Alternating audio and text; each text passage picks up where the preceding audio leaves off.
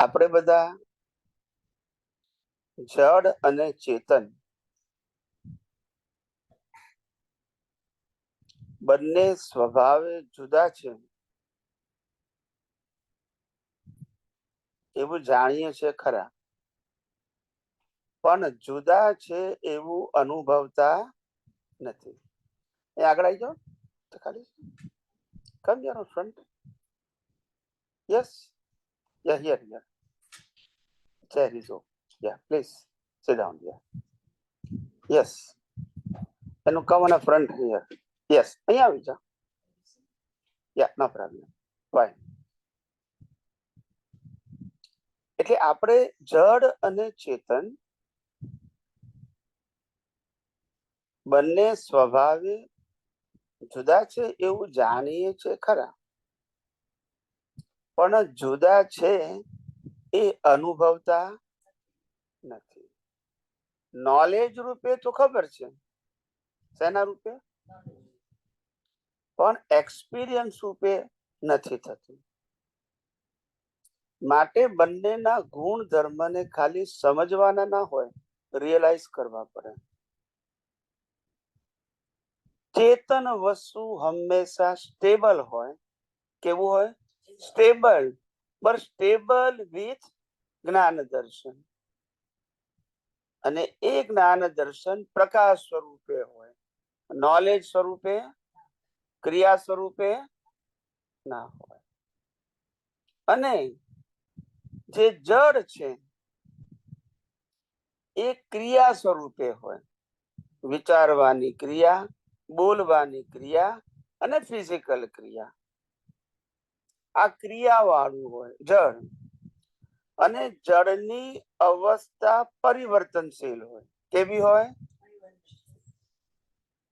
અને જડ સ્વભાવે જ વે ટુ એક્સપાયર્ડ હોય. વે ટુ, એનો સ્વભાવ જ છે. તમે દુનિયાની કોઈ પણ વસ્તુ લાવો, એનો સ્વભાવ જ વે ટુ એક્સપાયર. અને ગુણધર્મો બધા જ જળને સરખા લાગુ પડે, અને ચેતનને પણ બધા ચેતનને સરખા લાગુ પડે. ચેતનના ગુણો બધા જ ચેતનને સરખા લાગુ પડે, અને જળના ગુણો બધા જ જળને સરખા લાગુ પડે. હવે આ બંને જે ક્રિયા થઈ રહી છે, એકની ક્રિયા જ્ઞાન દર્શન છે, અને એકની ક્રિયા વિચાર કરવી, વાણી બોલવી ને વર્તન કરવું છે. આ બંને સ્વભાવે કેવા છે? જુદા છે. પણ જુદા છે એવું અનુભવમાં નથી આવતું, કારણ કે જે ચેતન સ્વભાવ, જે જ્ઞાન દર્શન વાળો છે, એ જ્ઞાન દર્શન વાળો સ્વભાવ એ અહંકારના માધ્યમ થ્રુ અવસ્થાને જુએ જાણે છે. અહંકારના માધ્યમ થ્રુ. ના, જ્ઞાન પ્રકાશ આત્માનો, પણ એ આત્માના જ્ઞાન પ્રકાશમાં, એ પ્રકાશમાંથી જે પ્રકાશિત થાય છે, એ જોનારો છે એ અહંકાર છે. એ અહંકાર પાસે જેવું જ્ઞાન દર્શન છે એવું એ અવસ્થાને જુએ જાણે છે. ખ્યાલ આવ્યો? એને કારણે એ જે અહંકાર પાસે જ્ઞાન દર્શન છે, એ જ્ઞાન દર્શનને આપણે બદલવાનું છે. મન વચન કાયાને બદલવાના નથી, પણ મન વચન કાયા જે જડ છે એને જોવાની દ્રષ્ટિ બદલવાની છે. કારણ કે જડને બનાવનાર, ચલાવનાર, અંત લાવનાર કુદરત છે, અને છેલ્લે રહેશે પણ. એટલે એને બદલવું એ કોઈ બેનિફિશિયરી નથી. આ જડ છે, વે ટુ એક્સપાયર છે, અને કેરી ફોરવર્ડ થવાનું. હવે આ જડ કેરી ફોરવર્ડ ના થાય તો સત્તા, સંપત્તિ, સંબંધ, સાધન પણ કેરી ફોરવર્ડ એ જડના જ છે, ચેતનના નથી. માટે જે પોતે સ્વભાવથી જ પરિવર્તનશીલ છે, એ તો આપણને દેખાય છે.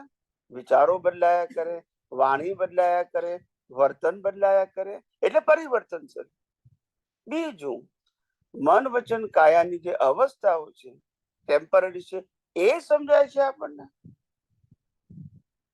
અને આ શરીરના શ્વાસોશ્વાસ દિવસે દિવસે ઘટતા જાય છે. આયુષ્ય વધે એમ તમારું જે ડેટ ઓફ ડેથ છે એ નજીક આવે. યસ કે નો? આયુષ્ય વધે. આવ આવ અહીંયા અહીંયા લાવજો એમને. આવ આવ. નહીં નહીં, અહીંયા પણ લાવો.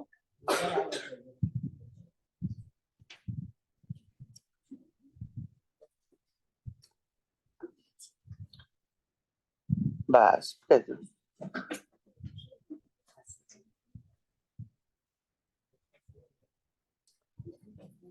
બસ કઈ વાંધો નહીં. તમે અહીંયા આવતા રહો પ્રભુ. અહીંયા અહીંયા આમ કઈ વાત નહીં. એટલે વાત આપણે એ સમજવાની હતી કે જડને ચેતનનો જે સ્વભાવ જુદો છે એ પેલા આઈડેન્ટિફાય કરો through your vision, not through your knowledge. Knowledge is a primary, પણ તમે રિયલાઇઝ કરો કે આ નોલેજ પ્રમાણે છે કે નહીં. એ જેટલું તમને સમજાશે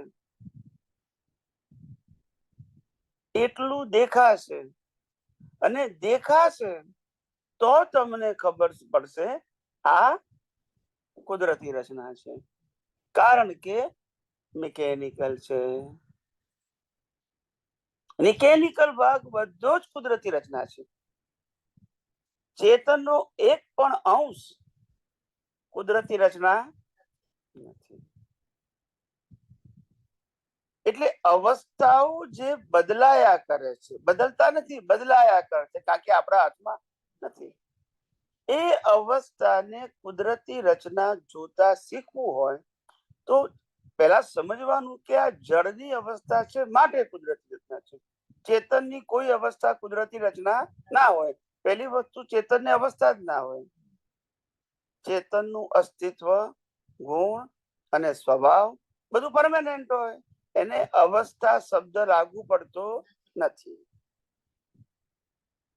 પણ આપણી દ્રષ્ટિમાં એક પ્રકારની એવી ભ્રાંતિ વર્તે છે કે પ્રકાશ અને અવસ્થાને જોનારો એ બંને એક છે. એ ભ્રાંતિ છે. શું છે? પ્રકાશ કે જે ઝળકાવે છે અને જે ઝળકે છે એને જોનારો એ બંને એક છે, એવું આપણે માનીએ છીએ. મને જ દેખાય છે, ખ્યાલ આવ્યો? ત્યારે કુદરત કે છે પ્રકાશ આપનારો અને પ્રકાશમાં જે અવસ્થાને દેખનારો એ બંને કેવા છે? જુદા છે. સૂર્યનારાયણ આખા દુનિયાને પ્રકાશિત કરે, પણ મગનભી ને છગનભી શું કરે છે ના જુએ, બોલતા નથી. હા કે ના? એનો સ્વભાવ જોવા જાણવાનો, એનો સ્વભાવ તો પ્રકાશ કરવાનો, પ્રકાશિત કરવાનો છે. અને જોવા જાણવાનો સ્વભાવ અહંકારનો છે. વિનાશી અવસ્થાઓને જોવા જાણવાનો સ્વભાવ અહંકારનો છે, અને વિનાશી અવસ્થાઓને પ્રકાશવાનો સ્વભાવ આત્માનો છે. એટલે આત્માને પ્રકાશિત કરવું એ એનો સ્વભાવ છે. જ્ઞાતા દ્રષ્ટા સ્વ અને પરને પ્રકાશક થવું એનામ જ્ઞાતા અને દ્રષ્ટા. દ્રષ્ટા એટલે પરને પ્રકાશ કરવું, જ્ઞાતા એટલે સ્વને પ્રકાશ. સ્વ પર પ્રકાશક, પ્રકાશક છે, પરને જોનાર જાણનાર નથી. એટલે જોવા જાણવાનો જેનો સ્વભાવ છે, જોવા જાણવાની જેની દ્રષ્ટિ છે, એ દ્રષ્ટિ બદલવાની છે, અવસ્થાને બદલવાની માટે મહેનત અંદર છે, બહાર નથી. આપણે બહાર પ્રકૃતિને બદલવાની મહેનત કરીએ છીએ, પણ કુદરત કે છે પ્રકૃતિ તો મારી છે, કારણ કે આ પ્રકૃતિ પંચ મહાભૂત થી બની છે. પંચ મહાભૂત તો મારા છે, પૃથ્વી, પાણી, વાયુ, અગ્નિ, આકાશ. કુદરત કે છે મારા છે. આ પ્રકૃતિને જીવતી રાખવા માટે હવા, પાણી, ખોરાક હું આપું છું. બોલતા નથી. એનો શ્વાસ બંધ હું કરું છું. છેલ્લે પંચ મહાભૂત મારી પાસે રહેશે. તો તમારી માલિકી કે કંટ્રોલ ક્યાં છે? માલિકી નથી અને કંટ્રોલ નથી. અને જો આ પંચ મહાભૂત નું શરીર તમારું નથી, તો સત્તા, સંપત્તિ, સંબંધ, સાધન તમારા કેવી રીતે હોય? યસ કે નો? એટલે ભ્રાંતિ થી આ એવું ભાસે છે, ભ્રાંતિ થી એવું આ ભાસે છે કે નથી છતાં છે લાગે છે. શું કીધું? અને આ છે છતાં નથી લાગતું. આત્મા છે, એના આધારે જ પ્રકાશ છે, ને પ્રકાશમાં અવસ્થા દેખાય છે, લાઈવ અહંકાર ની. પણ એ છે છતાં દેખાતો, અને આ અવસ્થા હમણાં છે ને પછી નથી, તોય નથી છતાંય દેખાય છે. આનું નામ ભ્રાંતિ. આનું નામ ભ્રાંતિ. એટલે ભ્રાંતિમાં ફસાયા છે. શેમાં ફસાયા છે? ભ્રાંતિ. કારણ કે અનાદિકાળનો આ ભ્રાંતિને લાઈવ માનવાનો અભ્યાસ, લાઈવ માનવાનું કે આ ભ્રાંતિ વાળી અવસ્થા લાઈવ છે. નથી લાઈવ. એ લાઈવ નથી. એ જડની અવસ્થા છે. કોની અવસ્થા છે? એ ગયા અવતારમાં જે મિશ્ર ચેતનને બાંધેલી, એ જ ડિસ્ચાર્જ મિશ્ર ચેતન આ અવસ્થાઓને ભોગવે છે. જડ ના ભોગવે, જડ દ્વારા ભોગવે છે મિશ્ર ચેતન. પણ એ મિશ્ર ચેતન અત્યારે ડિસ્ચાર્જ છે, એટલે મિકેનિકલ છે, પણ પાવર વાળું છે. કેવું છે? ગયા અવતારનું ચાર્જ કરેલો પાવર છે, અત્યારે ભોગવતી વખતે ડિસ્ચાર્જ પાવર છે. એટલે ભોગવટો એ પણ ડિસ્ચાર્જ ભ્રાંતિ છે, લાઈવ નથી. પણ એને બાંધ્યું તું એટલે એ જ ભોગવે છે. એની પાસે ચોઈસ નથી. પણ લાઈવ અહંકાર છે, એની પાસે ચોઈસ છે. એને બાંધ્યું નથી અને એ ભોગવતો પણ. માટે એ શરીરથી મુક્ત રહી શકે અને આત્માનો નિશ્ચય મજબૂત કરી શકે. બરાબર? જો સાચી દ્રષ્ટિ હોય બસ. કિંમત દ્રષ્ટિની છે. શેની છે? હા. મહાપુરુષોએ આ દ્રષ્ટિને સમજાવવા માટે સમયે સમયે અનેક ઉદાહરણો આપ્યા. શું આપ્યા? પણ એ ઉદાહરણો સામાન્ય જીવો સમજી શક્યા નહીં.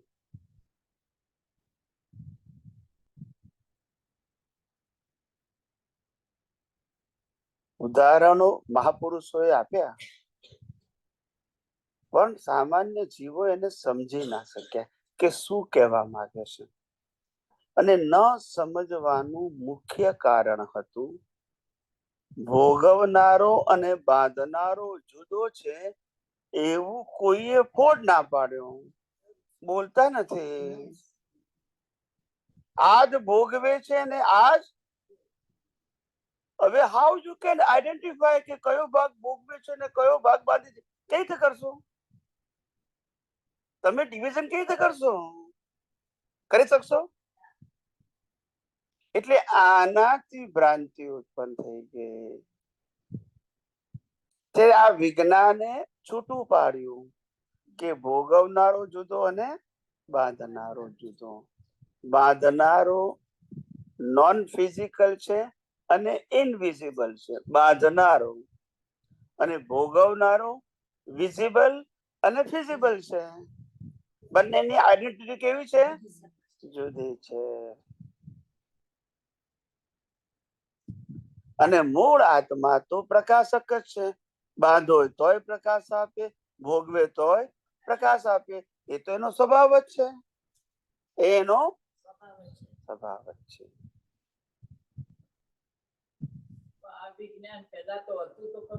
સનાતન છે એટલે પહેલાનો પ્રશ્ન જ નથી.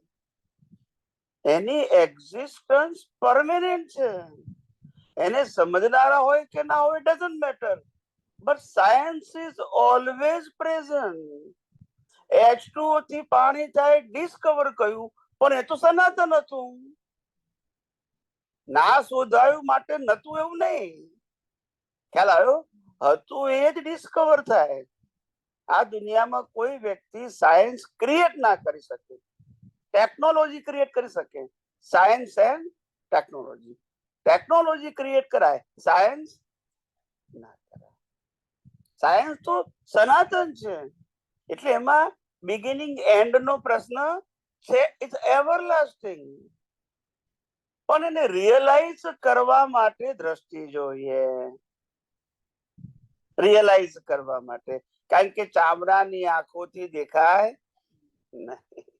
એના માટે જ્ઞાન ચક્ષુ જોઈએ. શું જોઈએ? એ જ્ઞાન ચક્ષુ એટલે એ રિલેટિવ અને રિયલ ને છૂટા પાડે. શું પાડે? રિયલ અને રિલેટિવ ને.